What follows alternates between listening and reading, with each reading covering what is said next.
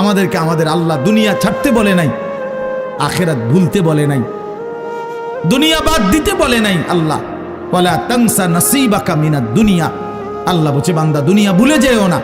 আমি বাজার, ব্যবসা, হাট ঘাট, চাকরি, ক্ষেত খামার, স্ত্রী, সন্তান, ঘর পরিবার, ঘুম, আহার, নিদ্রা, আমি কোনোটাই বাদ দিতে বলি নাই বান্দা, ছাড়তে বলি নাই। আমি আল্লাহ তোমাদের জিন্দিগি বানাইছি দুইটা, একটা হলো দুনিয়া আর একটা হলো আখিরাত। দুনিয়া তুমি কর্ম করবা আর আখিরাতের জন্য আমল করবা। দুনিয়া কর্ম, আখিরাত তোমার ধর্ম। দুনিয়ার জন্য করবা কর্ম, আখিরাতের জন্য করবা ধর্ম। তো ধর্ম এবং কর্ম, কর্ম এবং ধর্ম মিলবে, তোমার গন্তব্য জান্নাতে হবে। তাইলে এখন হুজুর একটা আশ্চর্য সুন্দর কথা কইছে যে আল্লাহ বলছে বান্দা দুনিয়া তোমার কর্ম, আখিরাতের জন্য তোমার ধর্ম।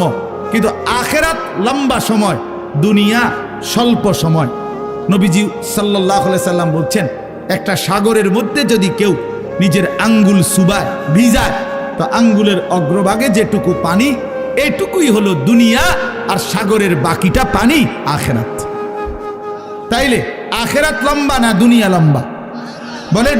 কিন্তু মজার বিষয় হলো লম্বা হলো আখিরাত, স্বল্প হলো দুনিয়া। কিন্তু আল্লাহ তাআলা আমার হায়াত, আমার সময় স্বল্প দুনিয়ার জন্যই দিছেন বেশি, আর অনন্তকালের আখিরাতের জন্য আমল চাইছেন অল্প অল্প। সকাল 6টা বাজে 4 রাকাত ফজরের নামাজ, তাহলে 10 মিনিটের বিষয়। আবার দুপুর 1:30টা বাজে 10 রাকাত জোহরের নামাজ, 20 মিনিটের সময়। তাইলে ধরে নিলাম সকাল 6টার পরে 7টা, 8টা, 9টা, 10টা, 11টা, 12টা, 1টা, প্রায় 7.5 ঘন্টা পরে আবার 20 মিনিট। তাহলে সকালের 10 মিনিট আর দুপুরের 20 মিনিট, এই হলো 30 মিনিট মনে করেন আখিরাতের জন্য, আর 7.5 ঘন্টা আমার দুনিয়ার কর্মের জন্য।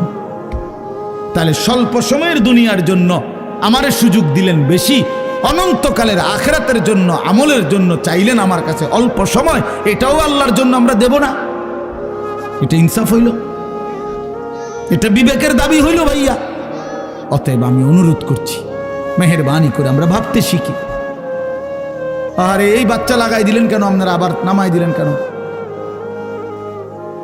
তাইলে শেষ, আমার কথা শেষ, আর অল্প একটু কথা।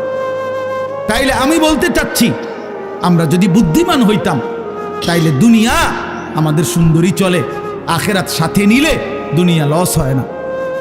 আখিরাত সাথে নিলে 5 ওয়াক্ত নামাজ যদি কেউ মজবুত সিদ্ধান্ত নেয়, এটা কঠিন কিছু না।